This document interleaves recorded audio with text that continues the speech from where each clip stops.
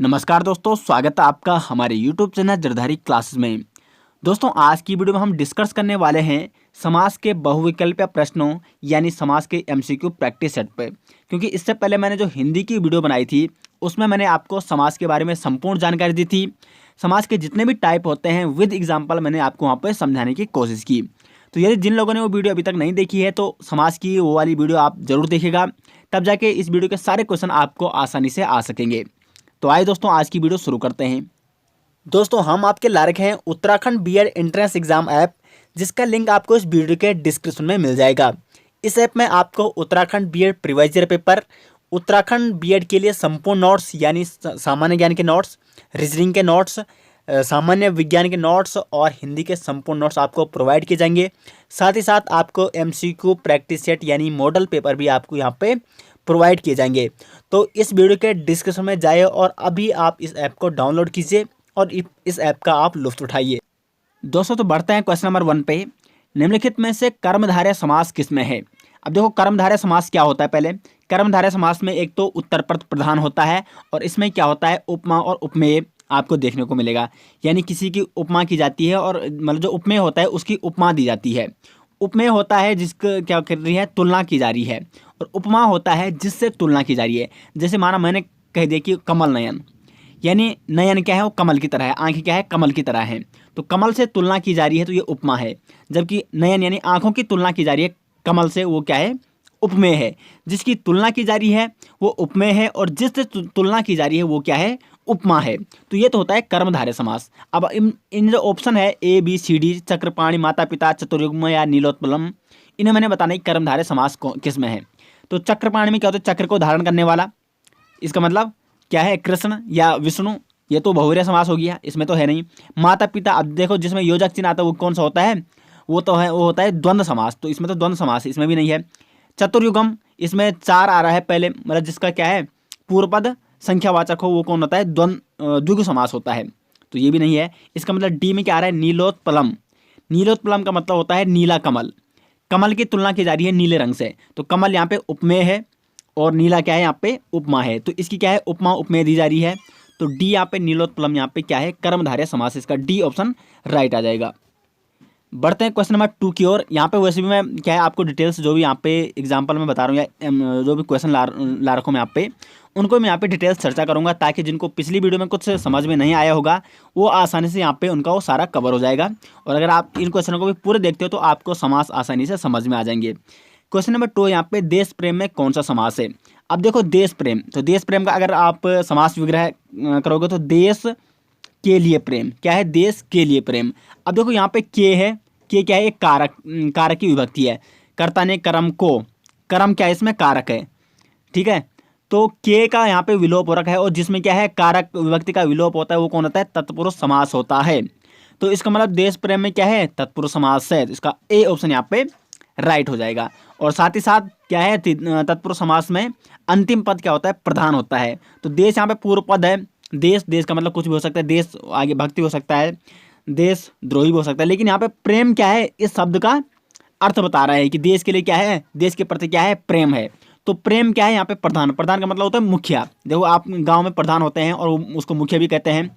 तो प्रधान पद का मतलब होता है वहाँ पे मुख्य पद, जिससे क्या हो रहा है, उस शब्द का अर्थ निकल रहा है। तो प्रेम से यहाँ पे क्या निकल रहा है अर्थ, कि देश के लिए क्या है, उसका प्रेम है। तो यहाँ पे अंतिम पद क्या है, प्रधान है। और साथ ही साथ कारक विभक्ति क्या है, का लोप भी हो रखा है, देश के लिए प्रेम। तो इसमें कौन सा समास है, तत्पुरुष समास है। और तत्पुरुष समास में भी कौन सा समास है, अगर ऐसे भी क्वेश्चन आ गया तो कौन है, कर्ता ने कर्म को, करण से के, तो क्या है, करण तत्पुरुष समास है। करण की विभक्ति क्या होती है, के होती है ना, तो करण तत्पुरुष समास है इसमें। क्वेश्चन नंबर 3 यहाँ पे, अनायास में कौन सा समास है? तो देखो, अनायास है, मैंने पिछली वीडियो में आपको बताया था कि जिसमें क्या है, जो पूर्व पद होता है, जिसमें निगेटिव नकारात्मक सोच आती है या निगेटिव थिंकिंग आती है।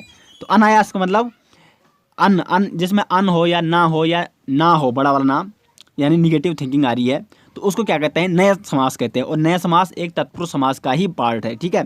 तो अनायास में कौन सा समास है यहाँ पे, नया समास का डी ऑप्शन राइट आ जाएगा। क्वेश्चन नंबर 4 की ओर बढ़ते हैं यहाँ पे। क्वेश्चन नंबर 4 है यहाँ पे, समास का शाब्दिक अर्थ क्या है? तो समास किसे कहते हैं, यह मतलब हमने बताना है ना। तो समास होता है दो या दो से अधिक शब्दों का संक्षिप्त रूप कहलाता है समास। जैसे मैंने बोल दिया राजा का पुत्र, तो राजा का पुत्र का समास क्या है, राजा का पुत्र कितने 3 शब्द हैं और एक शब्द उसका समास क्या हो गया, संक्षिप्त रूप क्या हो गया उसका, राजपुत्र। यानी संक्षिप्त रूप, छोटा रूप होता है समास, 2 या 2 से अधिक शब्दों से मिलकर। तो समास का शाब्दिक अर्थ क्या है, संक्षेप। इसका बी ऑप्शन राइट है। संक्षिप्त मतलब छोटा सा शब्द, संक्षिप्त शब्द। ठीक है, तो क्वेश्चन नंबर 4 का यहाँ पे बी ऑप्शन राइट है। क्वेश्चन नंबर 5 है यहाँ पे, किस समास में पहला पद प्रधान होता है। ठीक है, तो पहला पद प्रधान किस में होता है, वो होता है, एक ही समास होता है जिसमें पहला पद प्रधान होता है, तो वो होता है अव्ययी भाव समास। इसका सी ऑप्शन राइट है। अव्ययी भाव समास में क्या होता है, पूर्व पद प्रधान होता है, जबकि तत्पुरुष हो गया, कर्मधारय हो गया और द्विगु समास हो गया, उसमें अंतिम पद क्या होता है, प्रधान होता है। जबकि द्वंद्व समास में दोनों पद प्रधान होते हैं और बहुव्रीहि में कोई भी पद प्रधान नहीं होता। ये आपको नोट करना है, अपने दिमाग में बिठा देना है। तो क्वेश्चन नंबर 5 का यहाँ पे सी ऑप्शन क्या है, राइट आंसर है। क्वेश्चन नंबर सी यहाँ पे, नरोत्तम में कौन सा समास है। अब देखो नरोत्तम में है तत्पुरुष समास, लेकिन कई बार क्वेश्चन आता है कि तत्पुरुष समास में कौन सा, तत्पुरुष समास में 6 टाइप के हैं। ठीक है, तो करण तत्पुरुष है, अधिकरण तत्पुरुष है, अपादान तत्पुरुष है या संप्रदान तत्पुरुष है, कौन सा तत्पुरुष है इसमें। तो नरोत्तम का पहले आप विग्रह कीजिए, नरो में उत्तम क्या है, नरो में उत्तम। ठीक है, अब देखो में विभक्ति किसकी है, तो कर्ता ने कर्म को करण से के द्वारा संप्रदान के लिए, अपादान से अलग होने में संबंध काके की, अधिकरण में। देखो अधिकरण समास, अधिकरण कारक की विभक्ति क्या है, में है ना, अधिकरण में और पर होता है, तो अधिकरण की विभक्ति कौन है, में है। तो इसमें कौन सा समास होगा, तब अधिकरण तत्पुरुष होगा, क्योंकि इसमें क्या है, नरोत्तम में कारक की क्या है, में विभक्ति की क्या हो रखा है, लोप हो रखा है, नरो में उत्तम, नरोत्तम। तो इसका मतलब इसमें क्या है, अधिकरण तत्पुरुष समास है। इसका बी ऑप्शन यहाँ पे राइट है। दोस्तों इसकी पीडीएफ फाइल आपको हमारे टेलीग्राम चैनल में मिल जाएगी, जिसका लिंक मैंने इस वीडियो के डिस्क्रिप्शन में दे रखा है, तो वहां से आप इसकी पीडीएफ फाइल डाउनलोड कर सकते हैं। क्वेश्चन नंबर 7 है यहाँ पे, देवासुर में कौन सा समास है। अब देखो कुछ क्वेश्चन इस टाइप के आ जाते हैं कि आपको समझ नहीं आता उसमें कि इसमें कौन सा समास होगा, तो आपको क्या करना है कि उसका समास विग्रह कर देना है। तो देवासुर का समास विग्रह कीजिए, देव और असुर। ठीक है, सीधी सी बात है, देव असुर का मतलब विग्रह का मतलब समास को अलग अलग शब्दों में तोड़ना, देव और असुर। अब देखो मैंने पिछली वीडियो में आपको समझाया था कि जिसमें और योजक चिन्ह होता है, योजक चिन्ह होता है ये, जैसे माता पिता में होता है माता और ये होता है और पिता, तो उसको हम कैसे लिखते हैं माता और पिता। और उसके बाद देव और असुर। ठीक है, देव असुर का क्या है, समास विग्रह देव और असुर। तो इसमें और है, तो और का मतलब क्या होता है कि इसमें द्वंद्व समास में क्या होता है, अगर और संयोजक चिन्ह है किसी में, तो उसमें होता है द्वंद्व समास। तो इसका सी ऑप्शन राइट है। और द्वंद्व समास को समझने के और दूसरा तरीका क्या है कि इसके दोनों पद क्या होते हैं, प्रधान होते हैं। यानी हम अगर सिर्फ असुर यहाँ पे सोचेंगे, असुर हम यहाँ पे सोचते हैं माइंड में, तो उससे देव तो बिल्कुल नहीं निकल रहा और ना ही देव से पूरे शब्द का अर्थ निकल रहा है। तो इसका मतलब यहाँ पे दोनों शब्द क्या है, मुख्य भूमिका निभा रहे हैं पूरे शब्द को समझने के लिए। यानी दोनों पद क्या है, मुख्य हैं, यानी दोनों पद प्रधान है, पूर्व पद भी और अंतिम पद भी। तो इसमें कौन सा समास है, इसमें है द्वंद्व समास। का सी ऑप्शन यहाँ पे राइट है। क्वेश्चन नंबर 8 है यहाँ पे, पंचवटी में कौन सा समास है। अब देखो पंचवटी में पंच आ रहा है पहले, और पंच से 5 हम निकाल सकते हैं कि 5 तो एक संख्यावाचक क्या है कि और संकेत कर रहा है, पूर्व इसका संख्यावाचक है, इसका मतलब ये द्विगु समास भी हो सकता है। लेकिन अगर कहीं पे आपको देखने में मिलेगा कि ये किसी और की ओर इशारा कर रहा है, पंचवटी किसकी ओर इशारा कर रहा है, पर्वत की ओर। पंचवटी एक क्या है, पर्वत का नाम है, आपने सुना होगा कई बार। ठीक है, तो ये क्या है, तब वो क्या है, बहुव्रीहि समास है, क्योंकि इसमें क्या होता है कि इसमें न तो पूर्व पद प्रदान होता है और न ही अंतिम पद प्रदान होता है, बल्कि वो एक तीसरे पद की और या तीसरे शब्द की ओर क्या करते हैं, इशारा कर रहे हैं। तो पंचवटी में कौन सा समास यहाँ पे, वो है बहुव्रीहि समास। का बी ऑप्शन यहाँ पे राइट आंसर है। क्वेश्चन नंबर 9 यहाँ पे, समास के कितने भेद है। क्वेश्चन में कई बार आता है, तो 5 हैं, 6 हैं, 4 हैं, 7 हैं। तो समास के यहाँ पे 6 भेद।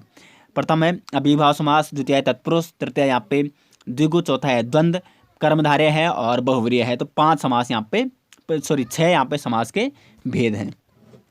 क्वेश्चन नंबर 10 यहाँ पे, जिस समास के पूर्व पद में नकारात्मक शब्द आए उसे कहते हैं। तो मैंने अभी एक क्वेश्चन पूरा भी आया था, पूर्व में भी आया था इसी वीडियो में पहले, और मैंने पिछली वीडियो में आपको बताया था कि नकारात्मक का मतलब होता है निगेटिव थिंकिंग। ठीक है, तो जिसमें नकारात्मक आए उसे कहते हैं हम नया तत्पुरुष समास। जैसे क्या हो गया, न चल यानी मत चल। ठीक है, निगेटिव थिंकिंग आ रही है ना, नकारात्मक सोच आ रही है, या न कर, कुछ भी मतलब अन आए पहले, ना आए या बड़ा वाला ना आए, तो उसे हम कहते हैं नया तत्पुरुष समास। का डी ऑप्शन क्या है, राइट आंसर है, जिसमें नकारात्मक शब्द पूर्व पद हो। क्वेश्चन नंबर 11 यहाँ पे, विशेषण और विशेष के योग से कौन सा समास बनता है। तो विशेषण जिसमें हो, विशेष हो जिसमें, या जिसमें क्या हो, आपका उपमा और उपमेय हो तो उसे हम कहते हैं कर्मधारय समास। ठीक है, तो विशेषण और विशेष के योग से कौन बनता है, वो बनता है कर्मधारय समास। इसका ए ऑप्शन यहाँ पे राइट है। क्वेश्चन नंबर 12 यहाँ पे युधिष्ठिर में कौन सा समास है। क्वेश्चन कई बार पूछा जाता है बीएड में और बीएड में, हाँ ठीक है, बीएड में क्वेश्चन कई बार पूछा जाता है। तो युधिष्ठिर में कौन सा समास है, तो युधिष्ठिर में यहाँ पे बहुव्रीहि समास। अब ये बहुव्रीहि समास क्यों है, देखो युधिष्ठिर का मतलब होता है युद्ध में स्थिर, और वो कौन था, युधिष्ठिर, कुंती पुत्र युधिष्ठिर की ओर इशारा कर रहा है। तो इसमें क्या है, बहुव्रीहि समास का मतलब यही है कि दो शब्द वो किसी तीसरी की ओर, मतलब जो शब्द होता है वो किसी अन्य शब्द की ओर इशारा करता है। तो बहुव्रीहि में वही है, तो इसमें युधिष्ठिर में वो कुंती पुत्र युधिष्ठिर की बात कर रहा है, तो इसमें बहुव्रीहि समास है। क्वेश्चन नंबर 13 यहाँ पे किस समास में दोनों पद प्रधान होते हैं। तो दोनों पद प्रधान किस में होते हैं, देखो अव्ययीभाव में तो प्रथम पद प्रधान होता है, उसके बाद आता है कर्मधारय हो गया, तत्पुरुष हो गया, और द्विगु समास हो गया, उसमें अंतिम पद प्रधान होता है। जबकि जो द्वंद्व समास होता है, जैसे माता और पिता, ठीक है, जिसमें योजक चिन्ह और होता है, उसमें क्या होता है, उसमें दोनों पद प्रधान होते हैं। उसका सी ऑप्शन यहाँ पे राइट है, द्वंद्व समास में दोनों पद प्रधान होते हैं। जबकि बहुव्रीहि समास में क्या होता है, कोई भी पद प्रधान नहीं होता है। तो ये आपको नोट करना है। क्वेश्चन नंबर 14 यहाँ पे कर्महीन का समास विग्रह कीजिए। अब देखो कर्महीन का समास विग्रह का भी कई बार क्वेश्चन पूछा जाता है, ठीक है, समास विग्रह से संबंधित।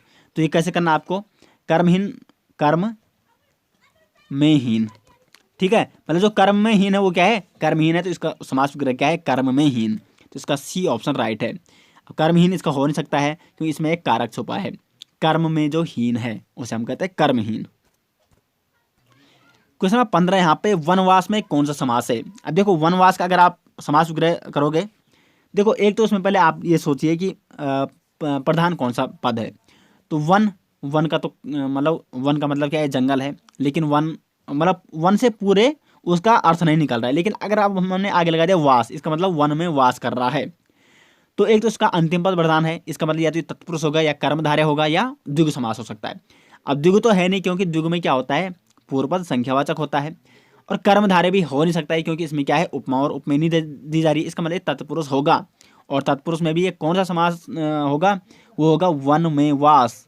और में किसका कारक है, कर्ता ने कर्म को करण से के और संप्रदान के लिए अपादान से अलग होने में संबंध का के अधिकरण में पर। तो ये क्या है, अधिकरण तत्पुरुष समास है। अगर क्या है, तत्पुरुष के भी कई पार्ट दे दिए ऑप्शन में, तो उसमें आपको करना है अधिकरण तत्पुरुष समास। लेकिन अभी इसमें क्या है, तत्पुरुष समास का ए ऑप्शन यहाँ पे राइट आंसर है। क्वेश्चन नंबर 16 यहाँ पे निम्न में बहुव्रीहि समास किस में है, कमल नयन में है, मृगेंद्र में है, राजकुमार में, या इनमें कोई नहीं। तो देखो कमल नयन है, कमल की तरह नयन, इसमें तुलना की जा रही है, यानी उपमा और उपमेय है, तो इसमें तो कर्मधारय समास है। मृगेंद्र में मृगों का राजा कौन होता है, शेर होता है। अब देखो इसमें क्या है, मृगों का राजा और एक तीसरे शब्द की ओर क्या कर रहा है, मतलब पूर्व पद और अंतिम पद, मृग पूर्व पद है और राजा अंतिम पद है। तो मृगों का राजा पूर्व पद और अंतिम पद किसी अन्य शब्द की ओर जब संकेत करता है तो उसे हम कहते हैं बहुव्रीहि समास। तो यहाँ पे बी ऑप्शन राइट है, मृगेंद्र में कौन सा समास है, बहुव्रीहि समास है। क्वेश्चन नंबर 17 यहाँ पे कनक लता में कौन सा समास है। अब देखो कनक किस के समान लता, कनक का मतलब होता है सोना, सोने के समान लता, तो इसका मतलब इसमें क्या हो रही है, तुलना की जा रही है, उपमा और उपमेय दी जा रही है, तो इसमें कर्मधारय समास होगा, बड़ी आसानी से आप कह सकते हैं। तो ए ऑप्शन इसका राइट आंसर आ जाएगा। क्वेश्चन नंबर 18 है 10 मुख में कौन सा समास है। 10 मुख किसे कहते हैं, रावण को कहते हैं, ये तो सबको ही पता होगा, जिसके 10 मुख हैं। तो यानी किसी और की ओर इशारा कर रहा है, 10 हैं जिसके मुख, वो है रावण, यानी इसका बहुव्रीहि समास है। अब तो आप आसानी से अगर कोई भी समास का क्वेश्चन आता है तो आप उसको आसानी से कर सकते हो, यदि आपने पिछली वीडियो भी देखी होगी और ये वीडियो भी आपने देखी होगी। ठीक है, ये वीडियो अगर आपने यहाँ तक पूरी देख ली है तो समास में मैं गारंटी के साथ कह सकता हूँ कोई भी क्वेश्चन आए तो आप उसको आसानी से कर सकते हो। क्वेश्चन नंबर 19 यहाँ पे जलहीन में कौन सा समास है। जलहीन यानी जल से जो हीन है, और जल से हीन, देखो इसमें एक तो पहले क्या है, उत्तर पद इसमें प्रधान है, जल, जल पी भी सकता है या जल ठंडा भी हो सकता है, जल गर्म। लेकिन अगर हीन लगा दिया बाद में तो हीन से पूरा अर्थ क्या निकल रहा है, वो जल से हीन है। और हीन इसमें क्या है, यानी अंतिम पद इसमें प्रधान है, तो इसमें तत्पुरुष हो सकता है, कर्मधारय हो सकते हैं, या द्विगु हो सकता है। फिर वही द्विगु उसमें हो नहीं सकता है और कर्मधारय भी हो नहीं सकता, इसमें मतलब इसमें तत्पुरुष समास है। और इसमें क्या है, जल में हीन कारक का विभक्ति का भी क्या है, लोप हो रहा है समास में। तो इसमें क्या है, कौन सा, अच्छा इसमें तत्पुरुष के भी क्या दे रखे हैं, अलग अलग दे रखे हैं। तो देखो हाँ, कारण और अपादान में कईयों को कन्फ्यूजन होता है। अब ये है जल में ही, जल से हीन, सॉरी ठीक है, जल से हीन से क्या आ रहा है, कारक आ रहा है। तो कर्ता ने कर्म को करण से, एक तो करण से भी होता है से के द्वारा, और अपादान से अलग होने में। अपादान का मतलब होता है कि अलग होना, और करण का मतलब होता है उसके द्वारा। ठीक है, तो यहाँ पे क्या है, जल से हीन, यानी जल से वो हीन हो गया, अलग हो गया, तो इसमें अपादान तत्पुरुष समास होगा। इसका बी ऑप्शन राइट है। क्या, अलग होने का संकेत कर रहे हैं, यानी जल उससे बिल्कुल अलग हो गया है। ठीक है, तो जहाँ पे जैसे पेड़ से पत्ता गिरा, अपादान को समझने का कई बार विभक्ति में भी ये क्वेश्चन आता है कि पेड़ से पत्ता गिरा, इसमें कौन सा कारक है, अपादान और करण दे देगा। तो विभक्ति तो से क्या है, दोनों में है, करण में भी है और अपादान में भी है, लेकिन अपादान का मतलब होता है कि अलग होना। ठीक है, तो अगर किसी में भी अलग होने का संकेत आ रहा है उसमें, जैसे जलहीन का मतलब क्या है, जल से वो अलग हो रहा है, जल से वो बिल्कुल हीन हो गया, तो उसमें क्या है, अपादान तत्पुरुष है। तो ये आपको नोट करना है। क्वेश्चन नंबर 20 यहाँ पे दोस्तों, इससे पहले आपको अगर वीडियो अच्छी लगे तो वीडियो को लाइक और शेयर जरूर कीजिएगा।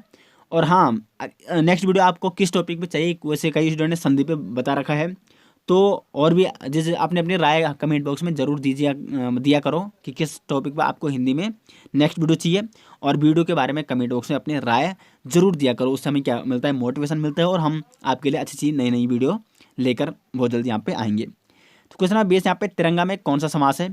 तिरंगा यानी तीन, तिरंगा और तीन क्या है, एक संख्यावाचक पूर्व पद क्या है इसमें, देखिए ये है ना, तीन और रंग से तिरंगा बन रहा है, तो तीन में क्या है, एक संख्यावाचक ये शब्द है, तो पूर्व पद इसमें संख्यावाचक, इसका मतलब इसमें क्या है, द्विगु समास का सी ऑप्शन यहाँ पे राइट है। द्विगु समास में पूर्व पद क्या होता है, संख्यावाचक होता है। तो ये तो हो गया यहाँ पे टोटल 20 क्वेश्चन समास के, और आपको अब समास अच्छी तरह समझ में आ गया होगा। और अगर आपको अभी भी समास अच्छी तरह समझ में नहीं आ गया, तो एक बार पिछली वाली वीडियो देखिएगा समास की, और फिर आप इसको देखिएगा, तो आपको 100% समास समझ में आ जाएगा। और कोई भी क्वेश्चन अगर समास से बनता है एग्जाम में, तो आप उसको आसानी से कर सकते हो। तो आशा करते हैं आपको वीडियो पसंद आई। उससे पहले मैं तो बता दूं आपको कि आप हमें फेसबुक पे उसको फेसबुक फॉलो कर सकते हो, हमारे फेसबुक पेज को लाइक कर सकते हो, लिंक आपको वीडियो के डिस्क्रिप्शन में मिल जाएगा। ठीक है, या आप फेसबुक पे हमें फ्रेंड रिक्वेस्ट भेज सकते हो, जरदारी क्लासेस के नाम से आपको हमारी फेसबुक आईडी मिल जाएगी। और वैसे हम कमेंट में अधिकतर स्टूडेंट क्या देते हैं, रिप्लाई कर देते हैं। ठीक है, लेकिन फिर भी अगर कई कारण से किसी का रिप्लाई नहीं होता, तो आप हमें फेसबुक पे मैसेज कर सकते हैं, और वहाँ पे हम आपको कुछ भी आपको पूछना होता है, तो फेसबुक में आप पूछ सकते हो, या कमेंट बॉक्स में आप पूछ सकते हो। ठीक है, तो आशा करते हैं आपको वीडियो पसंद आई। वीडियो पसंद आए तो वीडियो को लाइक और शेयर जरूर कीजिएगा, और चैनल में पहली बार आए तो चैनल को सब्सक्राइब जरूर कीजिएगा। मिलते हैं नेक्स्ट वीडियो के साथ, तब तक के लिए धन्यवाद।